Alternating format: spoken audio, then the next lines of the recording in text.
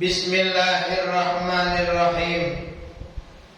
Qala Rasulullah sallallahu alaihi wasallam, telah bersabda baginda Rasulullah sallallahu alaihi wasallam, akulu, baginda Rasul makan kama yakulul abdu, sebagaimana makannya seorang budak.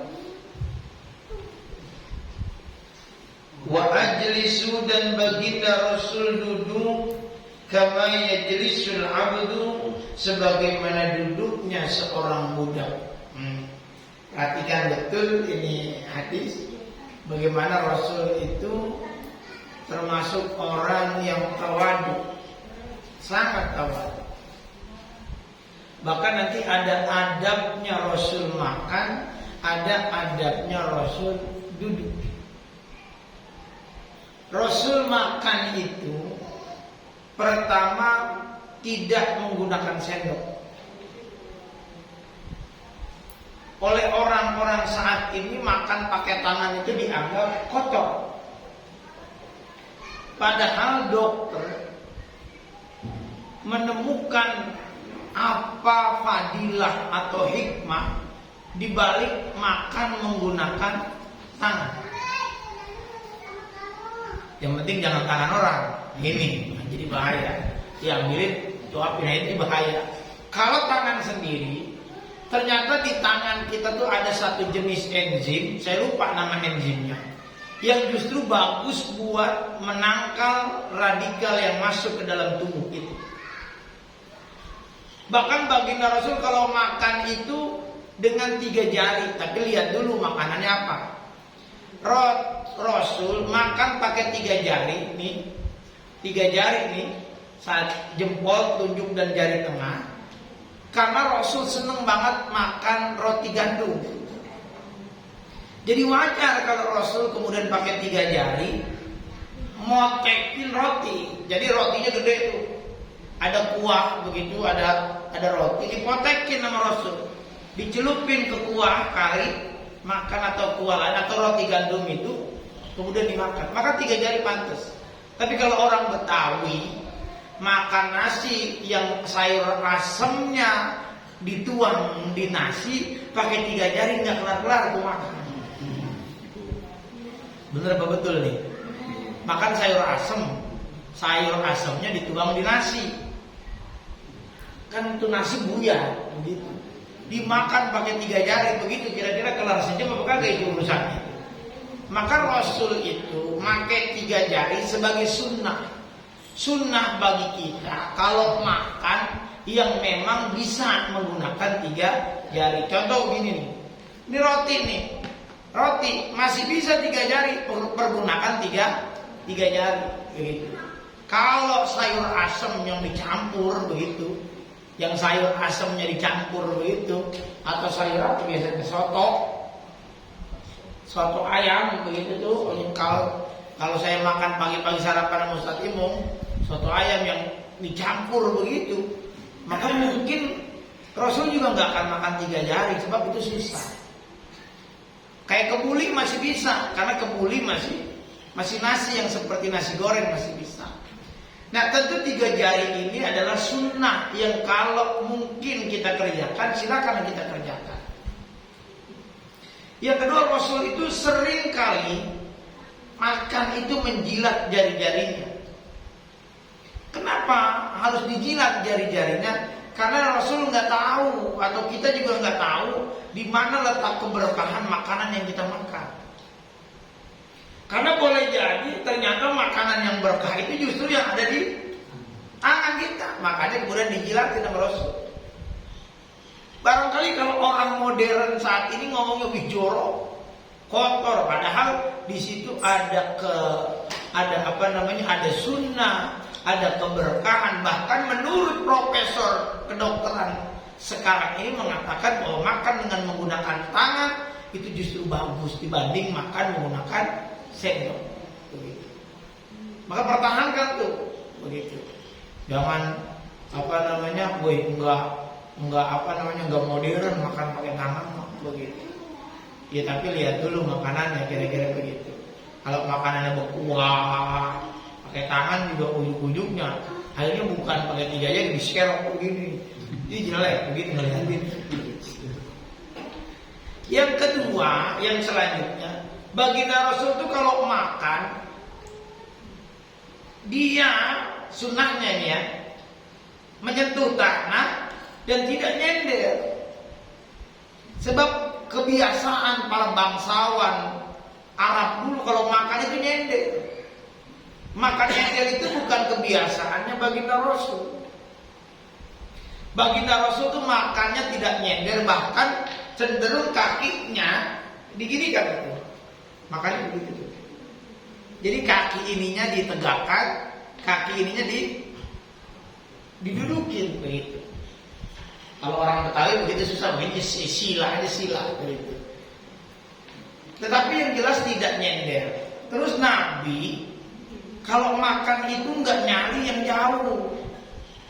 Sebab ketika kebiasaan di Arab itu kan makan itu pakai nampan. Satu nampan itu berarti bertiga. Yang dimakan sama dia yang dekat dia, disisirin dari pinggir begitu.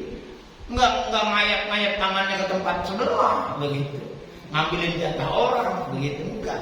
Yang di depan dia saja dia ambil begitu. Makanya kayak gini nih, di depan saya ada makanan begitu. Yang di depan saya enggak ngambil yang jauh. Begitu juga yang jauh jangan ngambil punya saya, kira-kira begitu. Artinya makanlah yang ada di depan kita, kira-kira begitu. Kenapa begitu? Karena memang Rasul makan apa yang ada di depan dia. Tapi bukan berarti saya ingin mengikuti jejak Rasul, makan apa yang ada di depan saya. Kebetulan di depan dia sambal doang. Nasinya rada jauhan gitu. Akhirnya dia makan sambal aja begitu. Urusannya pulang dari acara mencret orang. Kenapa? Dia memahami tekstual tapi tidak memahami secara prinsip apa yang disabdakan oleh baginda Rasul. Maksudnya baginda Rasul ngasih tahu kalau makan itu apa yang ada di sekitarnya. Kalau makan itu ngukur. Jangan kayak kemarin malam Kamis mentang-mentang makanannya sate, mumpung makan sate ambil. Akhirnya masuk juga ke bagian sate. Ini namanya nggak mikirin orang, maksudnya begitu tuh. Wah, udah dijatahin sate itu satu orang misalnya 3 tusuk begitu. Dia ngambil lebih dari 3, ada yang 5, ada yang 6. Akhirnya yang kacau itu yang di ujung melihat satenya habis begitu. Nah ini tidak sesuai dengan, tidak sejalan dengan sabda baginda Rasulullah SAW. Maksudnya kalau makan itu ingat orang begitu. Makanya seringkali dulu orang-orang tua kita tanpa terasa ngajarin kita, anak kecil mah kagak boleh makan apa? Pala ayam ya. Anak kecil mah nggak boleh makan pala ayam, sebab itu kalau dimakan semua babanya nggak makan. Makanya ini palanya buat babanya, maksudnya begitu. Ada saja karakter orang tua zaman dulu yang melarang dengan alasan ini, padahal sebetulnya ingin menyisakan makanan. Seperti yang nggak boleh apalagi selain pala ayam, pantat ayam, timbul. Padanya enak. Yang itu kan begitu. Ya begitulah tadi. Makanya ya karena memang zaman dulu mah lagi-lagi keterbatasan makanan, beras dijatah, makanan serba susah, sehingga anak banyak orang dulu itu rata-rata anaknya banyak gitu. Haji lama berapa? 11. Kenapa? Karena mereka memang begitu. Nganggur daripada nganggur begitu lagi begitu. Daripada kesana sini begitu lagi urusannya. Temunya begitu lagi.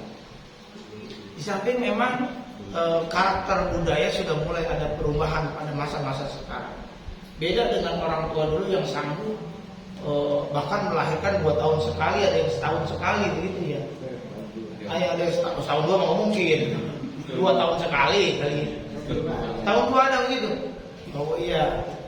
Oh iya, maksudnya baru berapa udah lahir, udah hamil lagi begitu kan. Tapi lahirannya mau tetap kan 2 tahun sekali kan. Tetap setahun 2 kali, ada yang setahun 2 kali. Masya Allah. Hah? Setahun sekali kali. Iya, dia mengurangi setahun dia udah keluar. Iya, begitu. Tetap hitungannya masih 2 tahun sekali, setahun sekali itu hitungannya. Jadi bulan. Sebetulnya nggak maksudnya baca begitu karena istri saya mau kami nggak bisa. Oh begitu. Nggak cocok, nggak cocok lah. Setelah yang puasa aja. Ya memang agak cenderung sekarang ada perubahan gaya berpikir gitu. Orang-orang sekarang sudah mulai merasa bahwa banyak anak itu banyak beban. Padahal sejatinya kalau kita melihat bagaimana Rasul, rezeki itu tergantung dari mana tanggungan kita. Semakin banyak tanggungan, semakin besar juga rezeki. Yang membuat sempit rezeki itu ternyata pola pikir kita kepada Allah. Nggak usah banyak anak lah, atau banyak pengeluaran. Dari situ saja dia sudah berpikir tentang bagaimana pengeluaran. Padahal kita mesti paham bahwa anak itu udah punya rezekinya masing-masing. Cuma nggak dipahami oleh orang sekarang itu sebagai bagian dari justru itu persangkaan dia kepada Allah. Nggak usah banyak anak lah, banyak anak banyak pengeluaran, banyak yang dikeluarin. Padahal sebetulnya dia mendapatkan rezeki itu dari jumlah apa yang ditanggungnya. Itu bukan pernyataan saya, tapi pernyataan baginda Rasul. Itu terdapat dalam hadis bahwa rezeki itu tergantung dari banyak tanggungan orang tersebut. Kalau tanggungan dia 12, otomatis Allah akan melebihkan rezekinya sejalan atau seiring dengan 12 tanggungan itu. Begitu. Tapi pusat ada yang banyak anaknya rungsep hidupnya. Itu tadi. Kalau melihatnya begitu ya begitu. Padahal kita juga mesti ngebandingin. Ada juga orang yang banyak anaknya ternyata luas rezekinya. Begitu. Ada juga yang lebaran anaknya 12, satu anak masih 1,5 juta. Bukan kalau anaknya 12, kalau lebaran masih 1,5 juta, kali 12 berapa tuh 1,5 juta? Berapa? 18 juta. Itu kalau yang ngasih, kalau yang minta. Berarti tiap tahun dia ngeluarin duit 18 juta. Nah itu tinggal konsep aja dah. Tapi kalau lagi enak yang ngasih duit, kalau lagi enak kita ngasih duit. Nah, Rasul itu begitu luar biasa. Makan itu tidak menyerupai para bangsawan, tidak menggunakan gaya para raja, tidak menggunakan gaya orang-orang sohor pada saat itu. Tapi Rasulullah begitu tawadu, menyamakan makannya dengan makan sebagaimana budak, duduknya sebagaimana duduknya orang-orang budak. Maksudnya apa? Di sinilah Rasul ingin menyamakan bahwa setiap manusia itu punya derajat yang sama. Yang membedakan adalah takwa dia kepada Allah. Yang kaya maupun yang miskin, status sosial tinggi, jabatan atau tidak menjabat secara hak asasi manusia itu punya hukum yang sama. Bagi Rasul ingin mengajarkan bahwa derajat manusia itu sama. Yang membedakan adalah inna akramakum indallahi atqakum. Kemuliaan itu dibedakan dari ketakwaan dia kepada Allah. Bahkan sekelas Rasul pun duduknya sama, cara makannya sama sebagaimana orang-orang bawah. Nah, Rasul ingin mengajarkan betapa kita mesti tawadu jadi orang. Betapa kita merasa bahwa diri kita sama di hadapan orang lain. Jangan minta dihormatin, jangan minta dihargain. Kalau tidak bisa menghormati, kalau tidak bisa menghargai. Tadi saya agak terlambat datang karena harus menyelesaikan perselisihan. Jadi ada 2 orang yang berselisih, mau tidak mau saya harus mencoba mendamaikan dulu. Karena tugas kita itu gede pahalanya ketika mendamaikan 2 orang yang sedang berselisih. Innamal mu'minuna ikhwah fa aslihu baina akhwaykum wattaqullaha la'allakum turhamun. Kita ini bersaudara. Begitu. Fa aslihu maka damaikanlah baina akhwaykum di antara 2 orang yang sedang berselisih. Wattaqullaha fa aslihu baina akhwaykum wattaqullaha la'allakum. Maka dengan mendamaikan itu kita akan mendapatkan rahmat dari Allah Subhanahu wa ta'ala. Nah, Rasul ingin menyampaikan dari sisi makan saja yang normal, yang biasa dilakukan oleh manusia. Baginda Rasul begitu luar biasanya. Padahal baginda Rasul sekelas presiden kalau saat ini. Bayangkan ya, Rasul itu sekelas presiden yang tidak punya istana. Begitu. Sampai kepada masa Abu Bakar, sampai kepada masa Khalifah Umar bin Khattab. Bahkan Umar bin Khattab itu pernah tiduran di bawah pohon yang tidak ada alas, yang tidak ada atapnya. Ketika seorang Yahudi kemudian bertanya di mana Khalifah karena ingin mengadu tentang keluh kesahnya.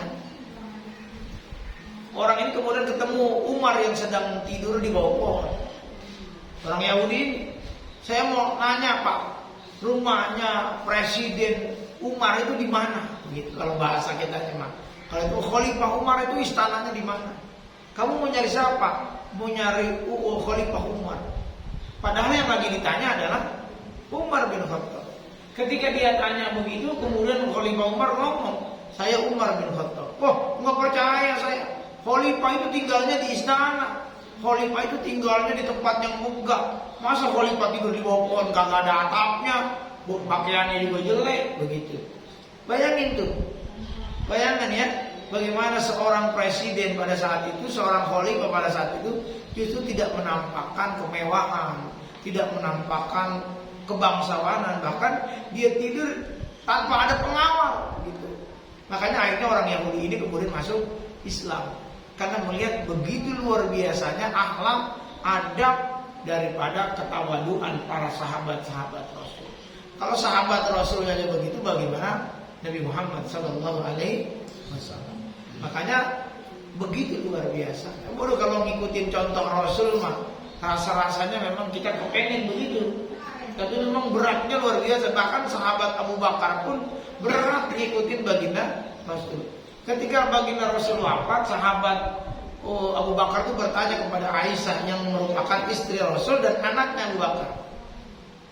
Ya Aisyah, apa kebiasaan Rasul yang belum pernah aku lakukan? Maka sahabat Abu Bakar itu bertanya kepada Aisyah dan Aisyah menjawab, ada kebiasaan Rasul yang memang Rasul biasa memberi makan orang buta di pasar, di pojok pasar. Sahabat Abu Bakar itu kemudian nyamperin gitu orang buta itu untuk ngasih makan sebagaimana kebiasaan baginda Rasul. Tapi dalam sentuhan pertama juga orang buta ini tahu bahwa ini bukan orang yang biasa ngasih makan dia. Tapi orang buta ini kemudian ngomong, engkau bukan orang yang biasa nyuapin saya ini. Begitu. Tapi Abu Bakar dengan diam melanjutin terus nyuapin makanan. Tiba-tiba tersentak Abu Bakar melihat orang buta ini kemudian menjelek-jelekan Rasul. Mengatakan Rasul A, Rasul B, Rasul C, Rasul B. Abu Bakar mendidih darahnya ngelihat kekasihnya, sahabat yang paling dicintainya diledek, dijelek-jelekin, dicaci maki. Akhirnya dengan kasarnya Abu Bakar nyuapin orang buta itu sampai tersedak orang buta ini. Terus lantas orang buta itu ngomong kepada Abu Bakar, kamu bukan orang yang biasa nyuapi aku.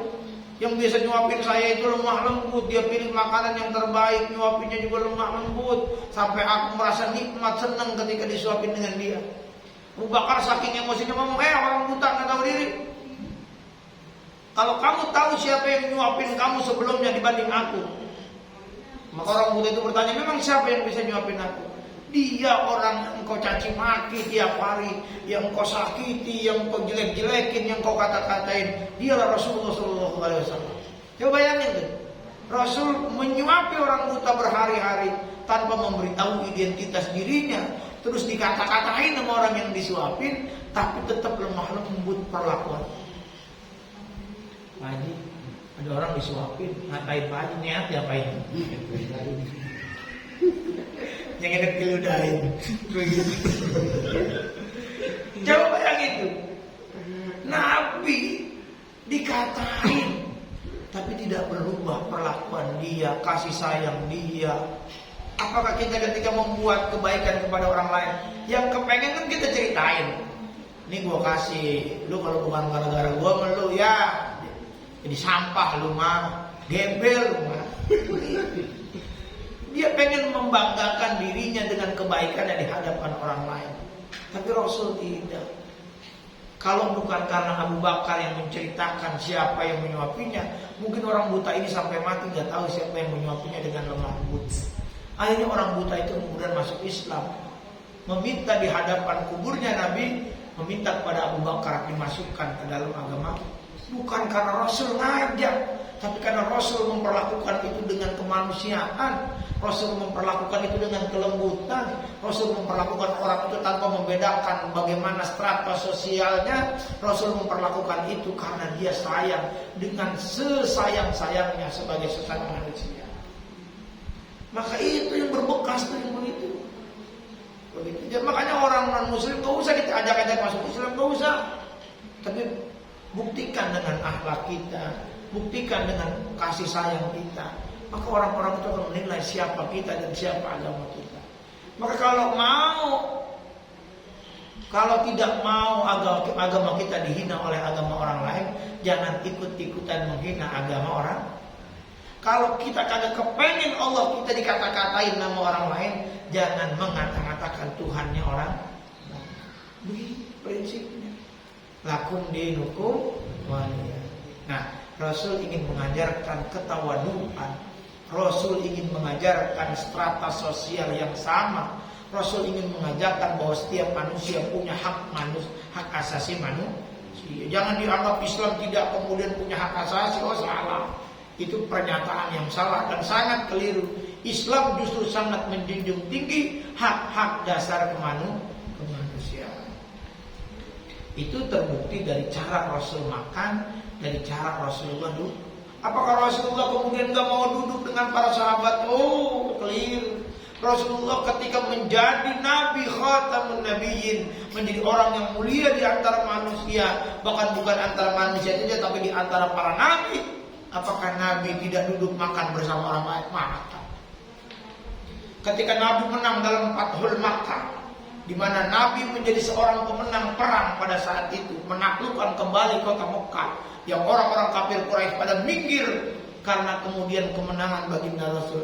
Baginda Rasul kemudian datang ke rumah salah satu seorang perempuan yang Rasulullah pengen makan di tempat itu. Rasul nanya, ada makanan apa hari ini buat saya makan? Ya Rasul, cuma ada cuka doang sama roti. Cuka. Padahal Rasul menang perang. Kira-kira kalau orang menang perang nih, jenderalnya menang perang, terus minta makanan kambing, kebuli segala macam, dikabulin nggak? Oh, bukan main, menang perang. Dan orang-orang di situ akan menjadi takluk ketika mendengar pernyataan dan permintaan si pemenang perang. Tapi ketika Rasulullah nanya ada makanan apa, cuma ada cuka doang sama roti. Enggak apa, itu makanan nikmat saya hari ini. Coba tuh. Kita nanya begini, ada makanan apa? Ya nasi gambang, tempe, mampus udah dari tadi ngapain aja. Bener gak begitu?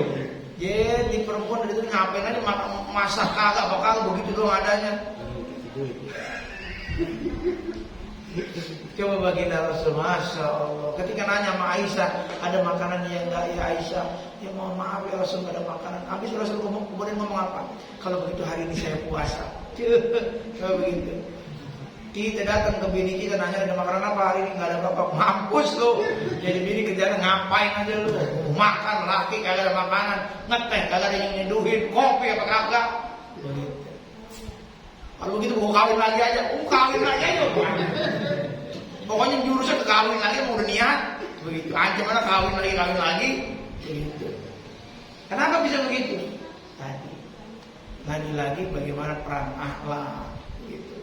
Nah itu yang diajarkan oleh baginda Rasul. Walaupun ternyata secara ilmu kedokteran saat ini Rasul ngomong itu 14 abad yang silam. Tapi kemudian dibahas, diteliti oleh dokter pada saat ini. Ternyata makan dengan tangan itu ada enzim yang kemudian terdapat dalam tangan kita, yang tidak dimiliki oleh sendok, yang tidak dimiliki oleh yang lain. Walaupun harus cuci tangan. Ini ngomong tangan yang udah bersih. Bukan habis main lumpur makan, ada enzim. Itu enzim yang salah cara berpikirnya. Tetap baginda Rasul menyarankan kita cuci tangan dulu. Dan sebelum ada corona pun Islam mengajarkan kita untuk cuci tangan. Itu kalau dari dulu udah menjalankan, maka bersih. Terus kemudian setelah cuci tangan makannya pakai tangan. Nah, di tangan itu ada enzim yang justru ketika masuk ke dalam tubuh akan menangkap radikal-radikal yang jahat, kemudian sangat bagus bagi perut kita, bagi pencernaan kita. Begitu. Qala Rasulullah sallallahu alaihi wasallam, "Alu Muhammadin kullu taqiyyin." Keluarga Nabi itu adalah orang-orang yang bertakwa. Kita nggak usah minder. Di garis silsilah keturunan kita tidak ada Habib-habibnya. Muka doang Arab, muka ada Habibnya kayak apa aja. Muka mah Arab ya ini. Masya Allah. Arab mana? Arab maklum. Muka, kalaupun kita tidak punya keturunan yang ya dari keturunan kita mentoknya sampai pengki misalnya begitu, nggak ada gelar-gelar Habibnya begitu. Jangan pernah minder. Sebab alu Muhammadin kullu taqiyyin. Siapa keluarga Nabi itu? Kata Nabi, keluarga Nabi itu adalah kullu taqiyyin, setiap orang-orang yang bertakwa. Jadi setiap orang yang bertakwa, kata Nabi, dia adalah keluargaku. Maka kalau kita dari jalur nasab tidak sampai kepada Nabi, paling kita kejar jalur nasib. Ada nasab, ada nasib.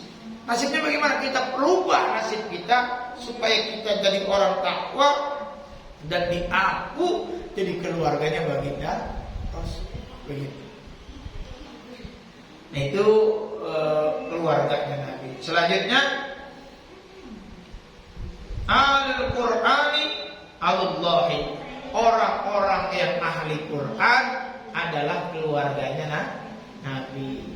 Keluarganya Allah. Nah, ada pertanyaan, Inna lillahi ahliyina anin nas. Sesungguhnya Allah itu punya keluarga dari golongan manusia. Manhum ya Rasulullah. Siapa mereka ya Rasulullah? Hum ahlul Quran. Mereka adalah para ahli-ahli Quran. Jadi ketika Nabi bersabda bahwa sesungguhnya Allah itu punya keluarga dari golongan manusia. Maksudnya keluarga itu adalah para wali-walinya. Siapa mereka? Ahlul Quran, yakni orang yang para penghafal Quran. Mereka orang-orang yang berdedikasi tinggi dalam mempelajari dan mengamalkan Al-Quran. Orang yang senantiasa berkontribusi di dalam memperhatikan dan mengambil ilmu-ilmu Al-Quran. Begitu. Nah, itu 3 hadis yang kita bahas malam ini. Baik, sampai di sini ada yang mau bertanya?